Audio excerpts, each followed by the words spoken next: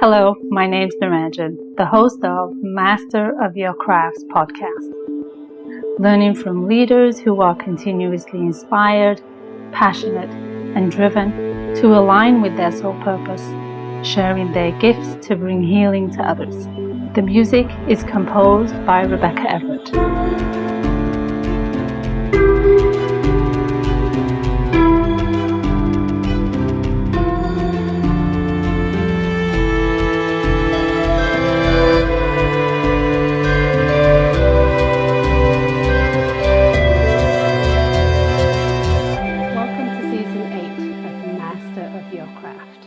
I'm your host, Naranjan Nota, and I'm so excited to begin this new season with you.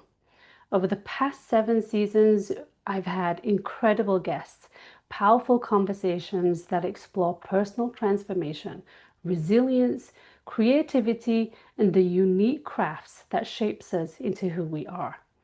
This season, we're diving even deeper. We'll uncover fresh perspectives, explore new tools and growth, and share inspiring stories of voices that challenge, uplift, and empower us.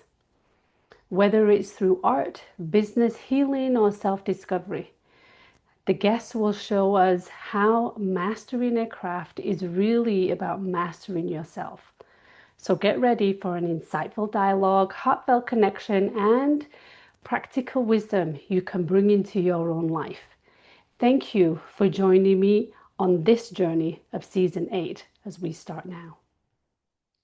Today is episode number 151, and I had the pleasure of talking to Ashley Brothers, the founder of Institute of Conscious Evolution and a host of Deep Soul podcast, where she blends science and spirituality to guide global audiences in healing and transformation through Reiki, shamanism, HeartMath, and psychic and mediumship.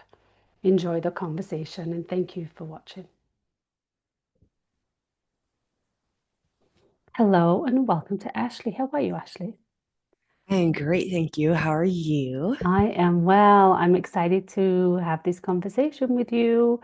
It's been a while since it's been on our calendar and we've gone back and forth. So I'm grateful for you to be here and to share all this beautiful deliciousness that you have garnered in your years of challenges and wounds that you now then get to share with others, the fruits of your labor. So thank you for that. Oh, my pleasure. My pleasure. Thank you. Thank you. Yes. Yeah. So talk to me about having you having been on that journey of the ups and downs, what the third dimensional world is saying versus what the energetic world is saying versus what your body is telling you and wanting you to be aware of and perhaps wake up, tune in, soul purpose, alignment, and calling, and all of that piece. What has that taught you about Ashley today? Oh, wow. That's a load. I know it's a loaded one. That's a loaded question. Well, I think when I started on this journey, like the spiritual quote unquote journey, I mean, I was always sort of born awake, so to speak, be able to Mhm. see, hear, feel things, whatever. But when I started my training in 2004, I was stepping away from more of the Western medicine view of things, Mhm. whether that be Western medicine view of mental or physical illnesses, just a total like, even though I had like these spiritual experiences, I had no training yet. Right. And so I just sort of looked at those things as anomalies, things Right. that were sort of like this one-off, this little miracle things or ups and downs, but it wasn't something that was consistent in my life. So I still looked at everything from a 3D lens. I still believed entirely in Western medicine. I still believed what scientists had to say. I was Mhm. very Mhm. much steeped in the authority. Yeah. And so when I started down the spiritual journey, for me, it was I started a year before I got ill. Right. And ill was something that Western medicine couldn't solve, couldn't Yes. fix, couldn't heal. And so I started, going, I was so fed up with Western medicine and normal science Hmm. that I swung totally in the opposite direction. Right. So instead of being balanced, I was very polarized. I went from one extreme to the other, from Sure. having a Western 3D filter to an almost entirely spiritual filter. Hmm. Hmm. And I felt like at the time I thought I had all the answers. Yeah. Just like anybody who goes down the spiritual path does, they get a whole bunch of training and Yep. they see things like, oh, I could, this is like my past life, or this is my ancestral trauma, or all these different things, soul contracts, life Hmm. purpose. Hmm. Hmm. And then something happened in my life where I swung back to the middle, Yeah. where I was looking at things from both science and spirituality. What is an ordinary and non ordinary Yes. reality, problem and solution? And so I've sort of come back to this place of dissolving my belief systems over the years. Even though I've Hmm. been doing the spiritual path for the like last 20 years, Hmm. I felt like I really needed to recognize that every belief we have is just a filter, Yes. and you change the belief or you change the lens through which you're looking at something, Hmm. then reality changes. Hmm. So my sense of reality has just been flipped on its end so many times, and my belief about who I am, what I'm capable of, what I'm worthy of has been flipped and changed so many times Right.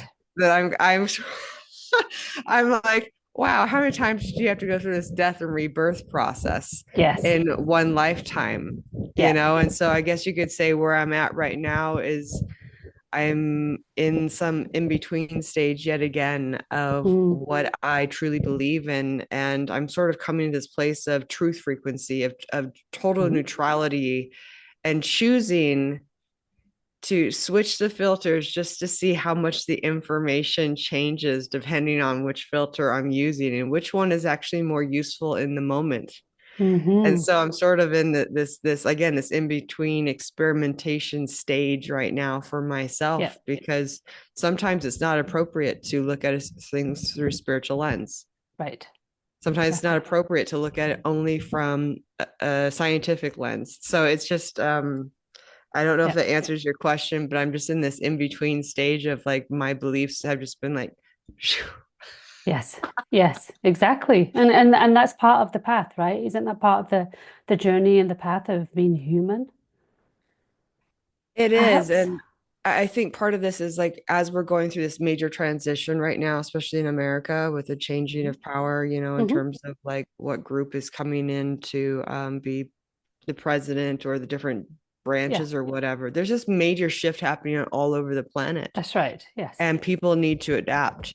And so one of the things that I've been finding right now is whatever belief systems people have had over the last several years or whatever decades, maybe their entire life, people need to get really strong right now. Hmm. Hmm. Mentally strong, physically strong. They have to become more resilient. They have to Hmm. make different choices. Hmm. And this isn't about just believing in a savior, whether it doesn't matter what the religion No, it is. is. Yeah. You Yeah. know, it does, or if big pharma Yeah. is somebody's, you know, whatever, you know, so whether it be science or spirituality, it's like we all as humans have to become stronger, mentally, emotionally, physically stronger, more resilient, and more discerning Sure. about the people that we are around, the things that we say, the habits that we choose, because there's so much about this that is a choice right now, even though it Hmm. doesn't feel like our choices are wonderful. Hmm. Hmm. Even not making a decision is a decision. That's right.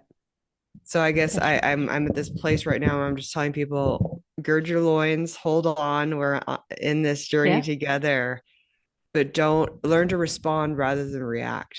Yes. Yes. Yes. Exactly. But the tipping point there is perhaps for us to come back home. And I point to the heart. Yeah, and some people don't know what that is, or they consider the heart to be weak or faulty or what have you. I think a lot of people um coming back to themselves is so uncomfortable because they Yeah. feel like being embodied gives them somatic Yeah. memories, physical memories Totally. of their Uh-huh. trauma. And so some people have made it an art form to check out. Yeah, They may use their spirituality or their meditations or their practices to be up here, hovering in their head, sure. hovering in the ethers rather than back here. But this is where we have power. Hmm. And I think learning to work with this Hmm. um, technology, which is probably the Hmm. most expensive and miraculous piece of technology that we own, with no user manual, mind you. That's right. That's right. And Zero. this is where neuroscience and the spiritual leaders are like Yeah, are coming together right now. They're that's talking right. about Dr. Joe Dispenza or some of Yeah. these other Oh, people. lots of other ones. Greg Braden, and yeah, there's Yeah, many of them out there. Mhm. yeah, Bruce Lipton, all of the greats that are just like, okay, get back in your heart, get back in your body, and That's right. learn to make peace. Be friends with this Yeah, intelligence that is inside you that has all the answers. exactly. Exactly. So, what was the tipping point for you? Was there a tipping point, in fact, when you started to take this path and your own journey and experiences as a calling for you to support others on their path? Well, the spiritual path, I mean, it started back in 2004. You know what I mean? So, like back then, I was working for the government. I was a medical claims examiner for Social Security Disability. Mm, So, reading, so I've been trained by different doctors yeah. and therapists, you know, oncologists, cardiologists, whatever, and all the different illnesses a person can have, Hmm. how they will physically, mentally, emotionally limit a person, and then what their medications or treatments will do I to limit them see. and prevent them from working. Hmm. And so after doing that for a few years, I was sort of kind of fed up and going, is this all there is to life? Hmm. And I decided to go get a tarot card reading. Mm, And the woman, the reading itself was unremarkable until I went to pick up my purse. And the woman just casually said, do you know that you can speak to the dead? hmm. Because I'd always been able to see and hear and feel spirits, but the Hmm. Western medicine had convinced me that I was psychotic. And so I was Mm. actually on medication at the time Oh, for wow. depression and anxiety and for hearing voices. um, which incidentally had helped prevent accidents and deaths. But I just, when they had asked if I heard voices, I thought, oh, finally somebody who's interested in my spirituality. I had no idea it was cloaked Wow. question that Yes. would determine my mental clarity or something. But so when she asked if I knew I could speak to the dead, all the hair on my body stood on end. And she said, if you wanted to develop that gift, call this woman. Mhm. And so that the card for that particular person ended up being my first mentor Mm, in shamanic healing. She did a healing on me that changed me so much energetically and mentally, mm. emotionally. It's like I just totally became a different person. Wow. And I was so in awe of that newfound sense of self, like public speaking for the first time in ever. Like I'd been so paralyzed, I would flunk tests and anything in that would put me in front of people Mm. because I would start crying. Hmm. I was able to hug my family for the first time in years, or, um, you know, I lost 100 pounds. Like Hmm. I just became somebody else because I Right. felt so differently. I started to think and act differently. And so I Yes. wanted to do that for other people. So my journey as a shamanic practitioner and energy healer began in 2004 because of that reading. Hmm. But my sort of science and spirituality flip Your path. happened in the last couple years as a result of a narcissistic relationship or Mm. relationship with a narcissist. And Yeah. because I'd only been looking at through the lens of spirituality, I believed it had been a soul contract or Hmm. that we had work to do. And if I was just good enough, I would be able to flip it, change Right. it. And I was not able to see it for what it was. In fact, I ignored all the red flags. And so I Mm. had to look at it from a totally different lens rather than my spiritual lens. Yeah. Yeah. And those are the tricky ones, right? Those are the tricky ones when we get taught to look at things in a different lens, be it from the energetic or the non-third dimensional lens or the third dimensional lens. We taught to look through the glasses because it stops the sunglasses because it stops the sunlight, which is bad for our eyes. So don't do that. Yeah. And all of those things we are taught that, which causes behavior, habits, actions, and ultimately the character of who we become. So it's similar to that as well in the spiritual realm, that to me, the more exposure we can get about ourselves, the more aware and the more in control then we become of our lives and all that we have accessible to us, because we have access to so much. Yeah. And well, if a person too is only looking at something from a spiritual lens, they miss their own patterns. Patterns Absolutely. of beliefs or behaviors that subconsciously, unconsciously create these wounding event circumstances and Yeah. relationships or the positive. Yeah. And because I was not coming from a place of neutrality at the time, I thought that this was either curse energy, because that's Hmm. what we're taught. Hmm. Um, Hmm. this is a past life lover, a soulmate, twin flame, all these different things. Right. um, or again, curses, psychic attacks. But when we look at it from a place of utter neutrality, and I asked myself, after doing HeartMath for a couple years, I was finally brave enough to just go into this place of neutrality, and I said, okay, universe or higher self or whatever, Hmm. show me my role in every terrible thing that ever happened to me. Wow. Mic drop. Yes. When I see, that's the part too, like that people don't realize, that whatever question you ask, however you ask it, will be the filter.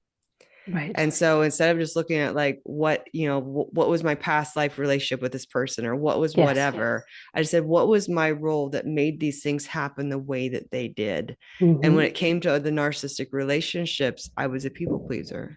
Hmm.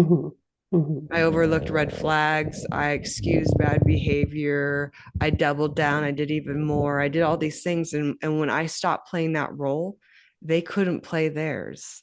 Yeah. And it was interesting because the more neutral I got, I started to recognize where I had been triggered before, where I reacted Hmm. to go in and fix or solve or save somebody, or to be in avoidance. And so when I started recognizing my patterns, my habits, my behaviors, life changed. But again, if you only look at something from a spiritual filter, you That's believe right. the world's happening to you Hmm.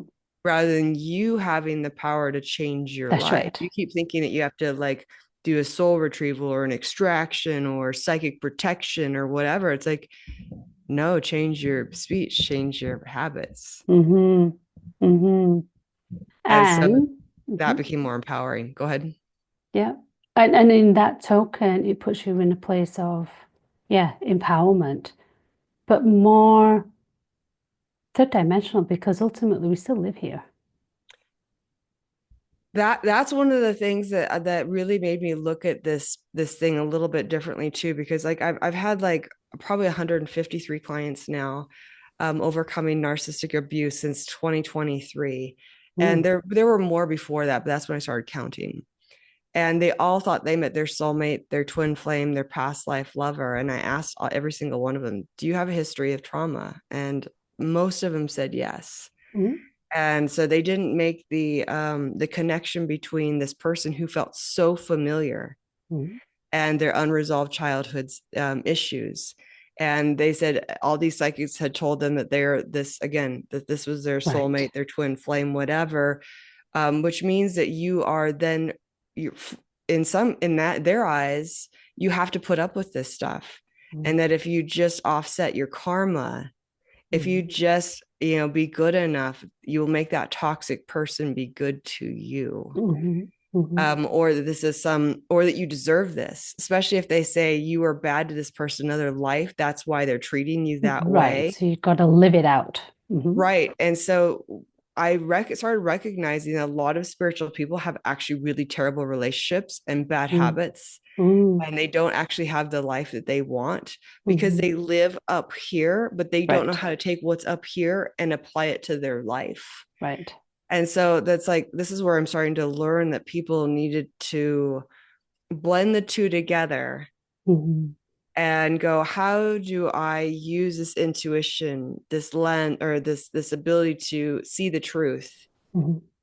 and use it in my life to change my health, use it in Right. my life to have successful relationships or make better decisions.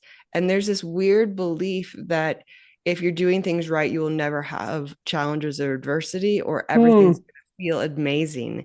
And that's Wow. the new age filter, where if you feel something feels wrong, that means it's bad. Mm-hmm. Mm-hmm. And that Mm-hmm. it's not true. This is where we have to go, okay, if I have this feeling, am I reacting? Yeah. I need to overcome that reaction, or is this a true, genuine warning that I need to heed? And Yes. so I started to look at everything from this twofold place of what am I attracted to and what am I repulsed by? Because what I was attracted to is either enlightenment or a familiar habit that I fell into every single time. Mm-hmm. And what I was avoiding or repelled by was either a genuine warning I needed to heed or a fear I needed to overcome. And so Mm-hmm. learning to ask questions, open-ended questions of yourself with a genuine willingness to hear the truth. Mm. Truth. Truth frequency, that is what I've been calling in for the last 2 years. Mm. That to me has been my saving grace, because I'm not trying to grasp onto something that is only a potential, and I'm not avoiding something just out of fear. I'm learning to respond from a place of wisdom rather than react from a place of emotion. And I think that that's where we need to be now, is Yeah, come to a place of truth. And as that truth comes out globally, it's going to be uncomfortable. it is. It is. Absolutely. So, talk to me about what are the attributes that you have garnered and you've learned and you've implemented as part of your process? Because you've been doing this for a long time, not only for others, but also for yourself. So, to put yourself in that space of neutrality, your truth, what are the practices that you have um, implemented as a structural part of this is who Ashley is, and she shows up every single day with this? Well, HeartMath is part of it. And so for people who don't know what HeartMath is, the HeartMath Institute in California, USA, they have been studying the heart for since like 1991, I believe. Mhm. And they've like taken it apart even. They've unraveled it and found it is like a band of tissue that is, sort of like rolled up. Coiled, yes. And it has two opposing um like almost like funnels of blood that are being Hmm. swirled together. They're going in opposite directions when it pumps, but it's not just a pump. It has like a little bundle of 44,000 brain neurons that Hmm. generates the largest electromagnetic field in the body. Hmm. And so it is 40 to 60 times stronger than your brain electrically, but 100 times magnetically. So Mm. your heart field will go out several feet, or a few meters, whereas your brain only goes out like a little bit, Hmm. the field that comes off of it. And so we cannot think, speak, or act differently until we feel differently. Hmm. And so they have like 6 or 7 different techniques, but the baseline one is just heart focused breathing, where people will put their hand and their attention and focus just on the area of their heart or their Yes. chest, and noticing the air going in and the air going out. It's about 5 to 6 seconds in and out. Mhm. And if you want to have like 5 to 6 seconds in and then even longer exhale, Mhm. you're just going to really slow down the heart rate. You're going to slow down your nervous system. You're just going to come into this peaceful place that only takes about 3.5 minutes. That's the sweet spot. And if you start to do that twice a day, where you're not trying to like visualize anything at this point, That's right. you are just programming yourself to come back into this place of neutrality, this homeostasis, where the mind and body heal itself. And Yes. when you're just a neutral observer of air, of your inhalation, exhalation, it actually starts to change your brainwave frequencies out of this fast, high beta brainwaves, Mm-hmm. which is all about, emotion and survival, into the alpha theta in some Mm-hmm. cases, where we think of that as relaxation. So that Mm-hmm. neutrality place can be a place of relaxation or meditation. Some people will roll their eyes back, like they'll close their Mm-hmm. eyes and tip them back about 30 degrees. That will also put you into alpha theta. Right. um, or eyes closed, putting your eyes back and forth will actually Yes. put you into delta. Ah, okay. And so when you're just doing this breathing, you can just again close your eyes. You don't have to tip anything, your eyes back or anything. Just close your eyes, put your hands in your chest, and do heart focused breathing for like 3.5 minutes. You can come into this place of neutrality where you're not trying to grasp for a desired outcome or avoid anything bad. Mm-hmm. And it will just reset your brain. Mm-hmm. And you can actually then ask yourself a question, Mm-hmm. whether it's your next steps in life, whether it is a solution to a problem. Mm-hmm. And you may get the answer right then and there in the moment, or when you least care, like when you're putting the liner in a garbage can. Yes. It just pops up later, like bloop, you're Yeah. welcome. Yes. But if you get used to doing this, even just for like the first couple of weeks, people start noticing um, changes in their mood, their behavior. In fact, they start having a life review without the emotion. So instead of Mm-hmm. having like a PTSD response where Mm-hmm. they're having bad memories and like this, you know, horrible emotional response, they'll actually see it from a place of neutrality, which Mm-hmm. means they see it differently. And Mm-hmm. oftentimes people try to think negatively about that person or thing that used to hurt them or scare them, and Right. they feel nothing. Yes. And so this starts to unravel these patterns that create your subconscious mind, that create your habits and even your personality. Mm-hmm. And so that Mm-hmm. place of neutrality, instead of feeling like, oh my God, I'm avoiding that thing because I'm afraid of it, you may become indifferent and be willing to do that thing that you've been putting off. Right. Right. Which is ultimately all that we need is perhaps an element of courage and strength to be able to take head on, probably not the right language, but to be able to face some of the challenges that are put in front of us based on the third dimensional world of you should do this and you should do that and you've got to become this and you got to become that. It gives us that resilience, if you will.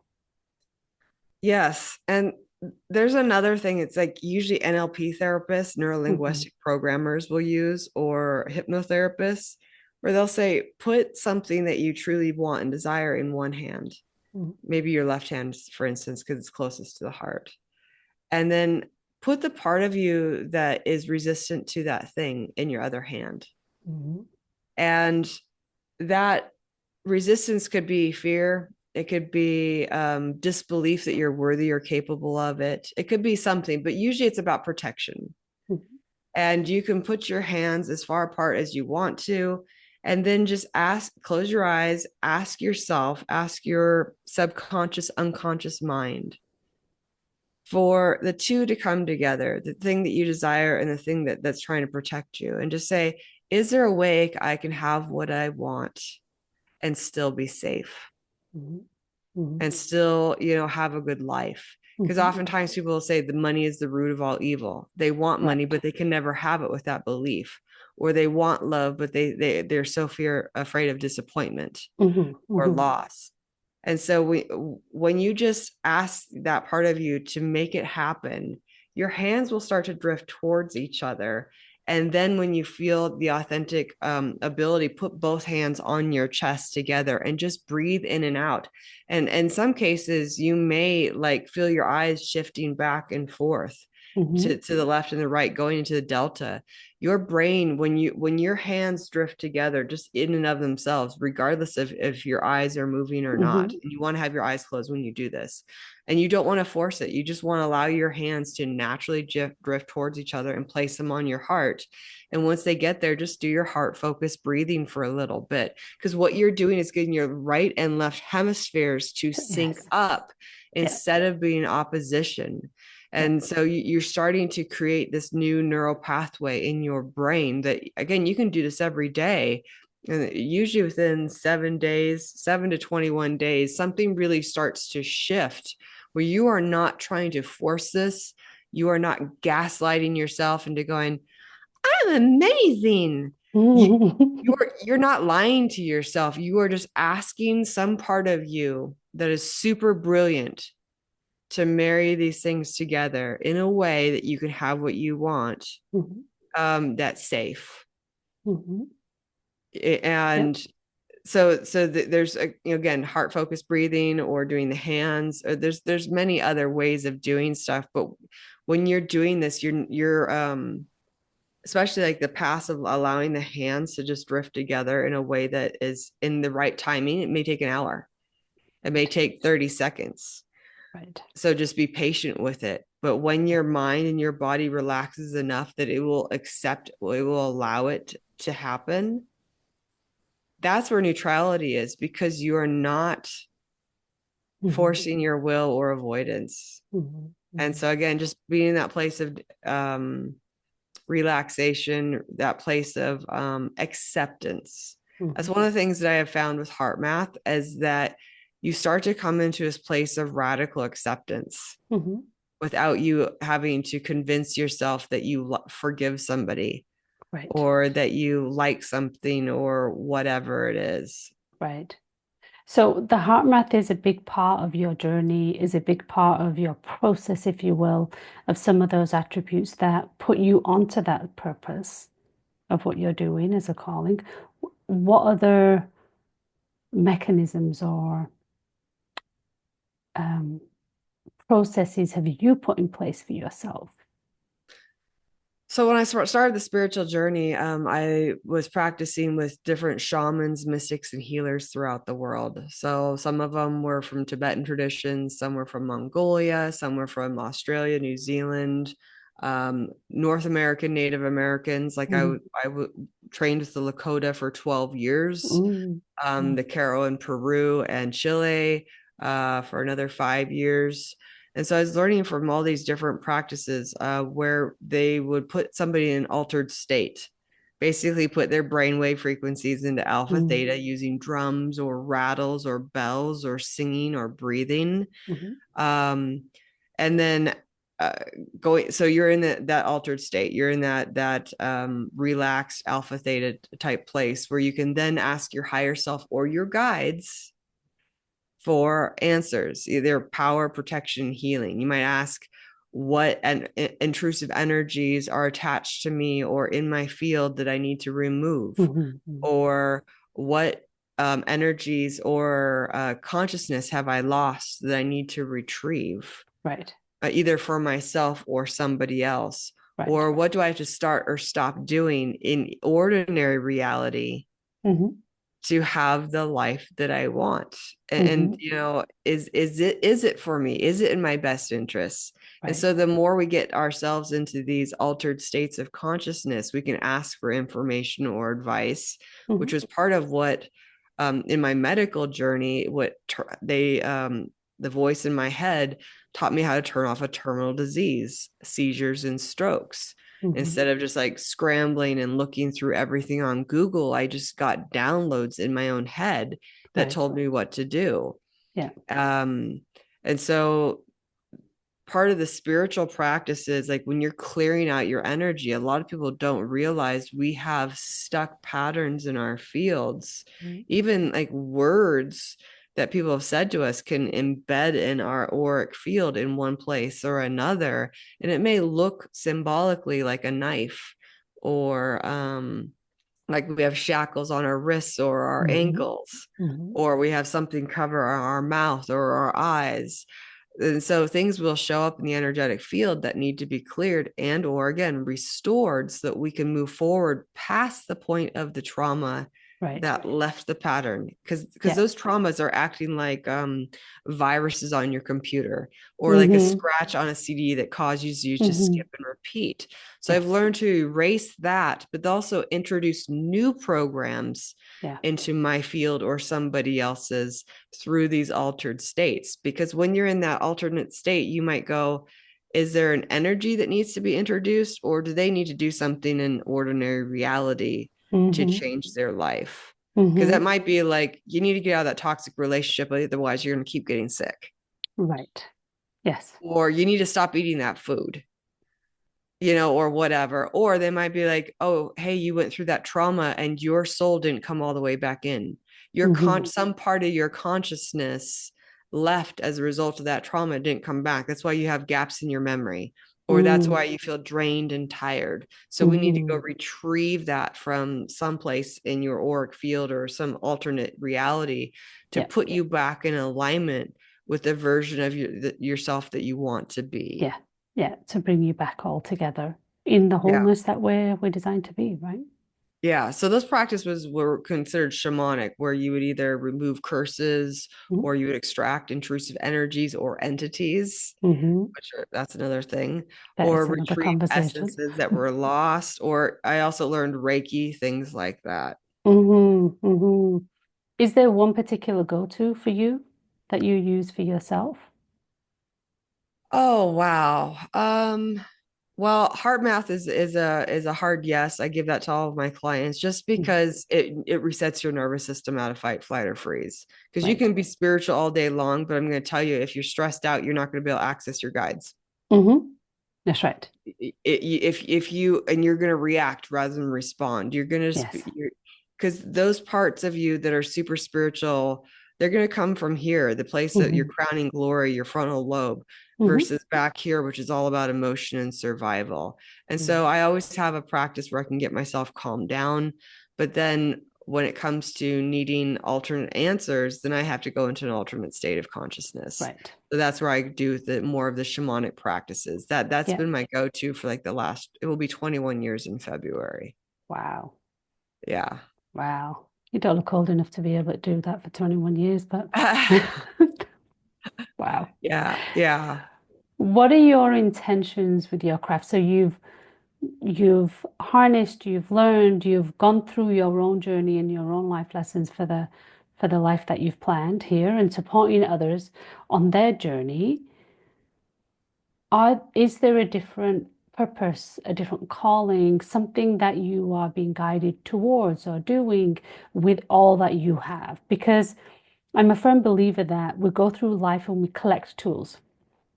We collect them, we sharpen them, and sometimes we decide whether we're going to keep them or we're going to drop them. But we ultimately collect and we figure out what we're going to do with it. With the tools that you've collected and that you've sharpened, what do you want to do with those now, and what is your intention, should I say, with these crafts that you have harnessed? Well, historically, when I first started on this path, I was like, I want to help as many people as I can for as long as I can overcome Hmm. the long-term effects of trauma. Okay. Now, that's shifted in the sense of wanting to get beyond the trauma model Hmm.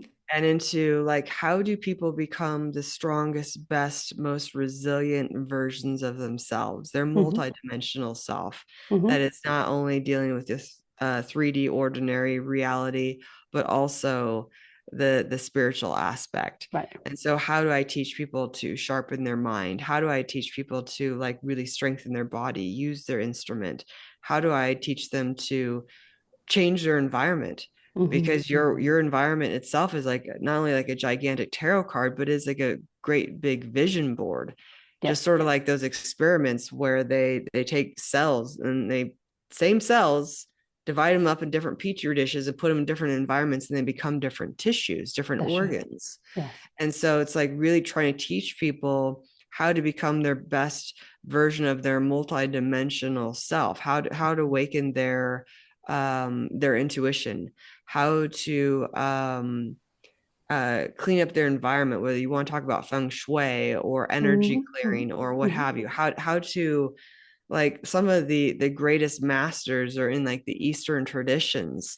They really knew about, you know what I mean, like astrology. Hmm. They Hmm. knew about feng shui and your environment. They knew about diet, that, like it's like this whole it's like there's like a science to spirituality where there is like almost like this beautiful formula for being in balance, being in harmony, not only internally Yeah. but externally. Because if you are more again neutral or stoic or harmonious, it doesn't really matter what's going on out there.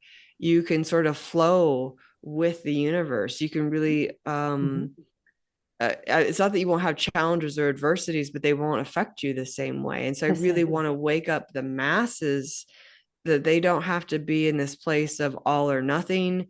They don't have to be like super angry at other people or angry or shameful about themselves. I Mhm. really do truly just want to give people the information, the education, and the tools to live their best life, even if it isn't always easy. Mm-hmm. Mm-hmm. I love that. And I'm curious to see how that's going to unfold to a larger audience for you. Because that's what I'm sensing and feeling. It's a different audience for you um, to support them through. So I'm excited for you for that. Thank you. Yeah, no, like historically it's been one-on-one, but I've been teaching groups. Also have my channel on Gnostic TV called Soul Deep.